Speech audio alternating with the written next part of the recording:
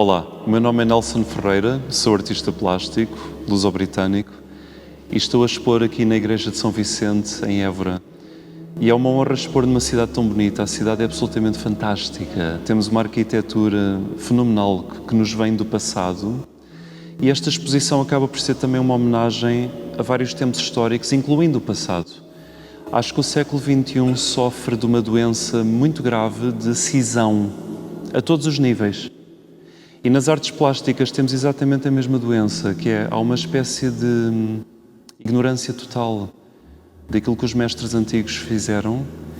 E eu gosto de frisar que nós nem saberíamos o que é a arte da pintura se não fosse a herança do passado.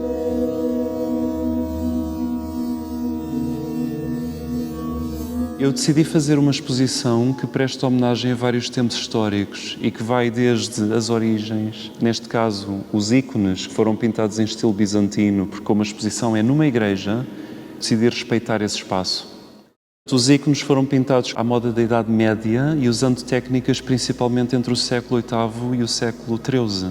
E depois, do passado, saltei para o futuro, que são as pinturas Platigleam e que reagem à luz do telemóvel, em que as próprias pinturas revelam este solipsismo, este isolamento total perante a realidade. Porque só a pessoa que segura na luz é que vê o efeito das pinturas. Mesmo uma pessoa que esteja ao lado não vê nada. É uma experiência completamente individual e, como tal, eu acho que representa muito bem a cultura corrente agora, nesta parte do século XXI. Representa muito bem o estado das coisas neste momento histórico. E depois, claro, temos as pinturas que fiz para o Museu Nacional de Arte Contemporânea, que são azuis. E as pinturas que fiz para o Museu Nacional Soares dos Reis, que são negras. Isto encerra um ciclo de 4 cores, em que nós temos o ouro dos ícones, a platina das imagens do Mosteiro da Batalha e do Nepal em técnica Platigleam, o azul da série azul e o negro da série veludo negro. Penso que estas 4 cores são também uma metáfora para o cosmos, porque acabam por representar muitas das coisas que nos são importantes. A noite, por exemplo, a prata, que é a lua, o dourado, que é o sol, o azul, que é o céu. Acaba por ter também uma correspondência quase que alquímica. Mais uma vez estou a prestar homenagem à Idade Média, à técnica, que é tabu. Uma crítica que se faz em qualquer faculdade de Belas Artes, quase que no mundo inteiro, é que o artista tem técnica a mais, como se isso fosse possível. Ora, eu estudei música também. A música não sofre dessa doença. Nós em música sabemos perfeitamente que os melhores músicos são os que têm técnica. Nós não teríamos um Carlos Paredes se ele não soubesse tocar a guitarra muito bem. Nós não teríamos uma Maria Callas se ela não tivesse estudado durante décadas o que fazer com a voz humana. Na arte da pintura, a técnica é atacada. Então eu decidi de propósito criar um estilo de arte que é só sobre técnica, que são as pinturas Platigleam, que é uma pintura sem pigmento. Não há ali pigmento nenhum. E eu decidi mostrar a importância da técnica para se fazer algo de verdadeiramente novo. Mesmo nas séries azuis eu optei por usar deliberadamente técnicas difíceis. Por exemplo, não é habitual hoje em dia nós vermos artistas a trabalhar a partir da realidade, fazer desenho figurativo, mas sem usar um lápis. Eu peguei logo na aguarela e comecei a pintar em o que se chama à prima, à primeira. Nós sabemos que em aguarela não dá para fazer correções. E o público que entrava no museu via-me a pintar ao vivo. Quis mostrar mesmo a importância da arte do desenho. Esta exposição fundamenta-se muito nessa estética clássica do saber fazer, da técnica. Por exemplo, a cultura japonesa nunca perdeu este amor pela técnica profunda. A cultura indiana da miniatura mogol, por exemplo, um mestre pinta mesmo com mestria. Nós vemos logo quais são as pinturas feitas por um grande mestre ou as pinturas feitas por quem não sabe pintar, porque distinguem-se muito bem. Na arte contemporânea, não.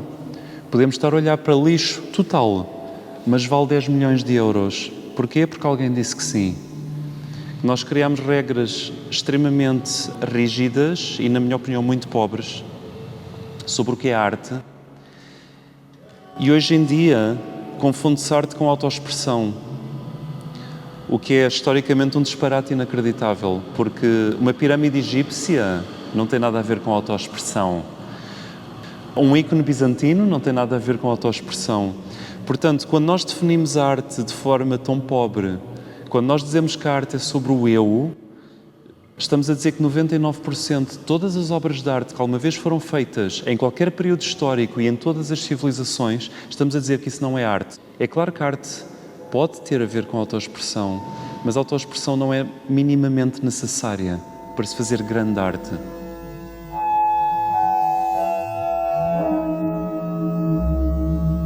Penso que o contemporâneo já morreu há pelo menos 50 anos. Eu diria que desde a arte pop que não há nada de novo na arte contemporânea. E eu até vou mais longe, eu diria que morreu no século XIX. Eu vou explicar-me. No século XIX nós tivemos um grupo de artistas fabulosos, que eram os incoerentes. Quem estuda os incoerentes percebe imediatamente que a história da arte contemporânea é um bocado uma farsa. Porque já no século XIX, tudo o que nós associamos à arte contemporânea já tinha sido feito pelos artistas incoerentes. Já tinham feito performance. Ora, não foi uma invenção do século XX. Já tinham ready-mades, objetos rovés. Não foi invenção coisa nenhuma do Marcel Duchamp. Tinham instalações.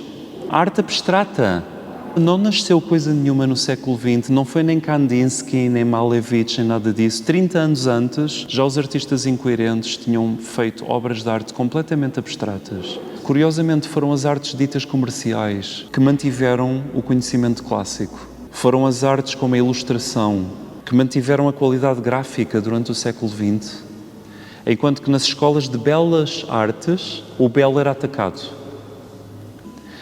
Ora, todas as áreas de saber, regra geral, tentam criar aquilo que se chama o pensamento convergente.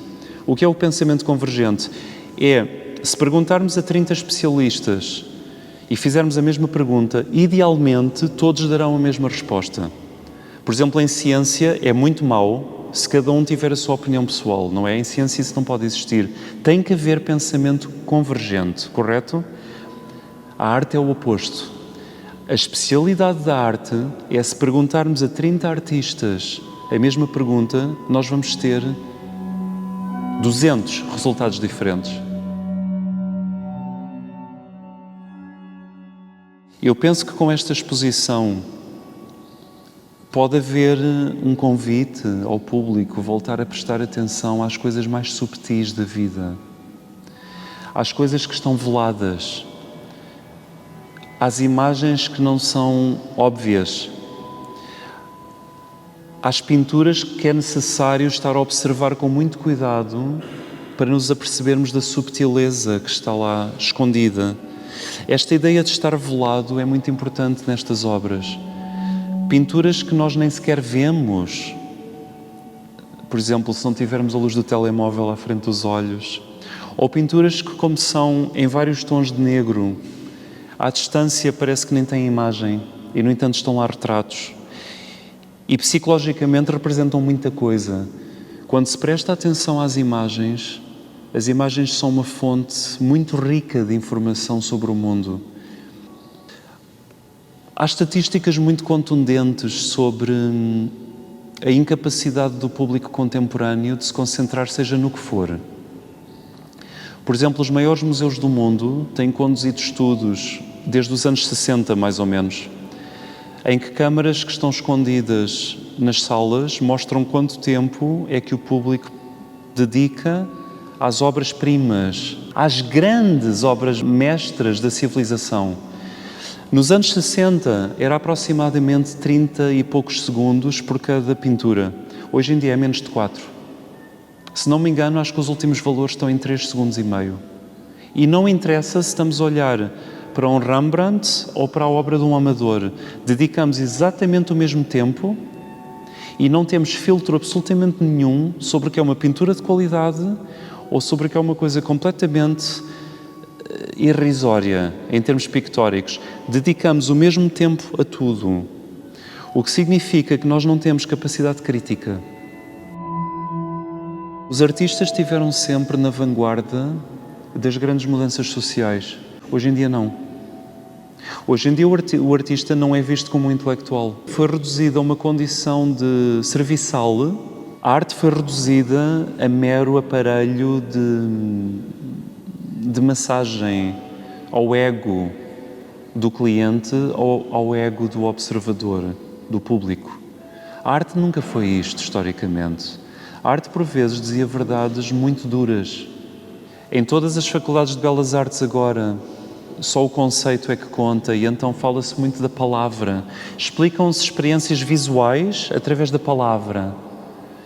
Mas nós não vemos o oposto. Nós não vemos nenhum escritor, por exemplo, a perguntar aos pintores o que é que acham da obra escrita. Será que é gráfica que chega? Será que o livro é visualmente rico? Não, nós não vemos isso. Vemos, ao contrário, uma subserviência total das artes plásticas em relação à palavra. Ora, isto é uma doença e isto tem que ser erradicado, porque está a matar completamente a qualidade artística que nós fazemos. Nós nunca tivemos arte tão má como agora no século XXI e nunca tivemos tanta gente a tirar mestrados e doutoramentos. Nós criamos uma situação fictícia em que confundimos informação com sabedoria. Temos que voltar a aprender a arte da apreciação estética. Temos que reaprender a ver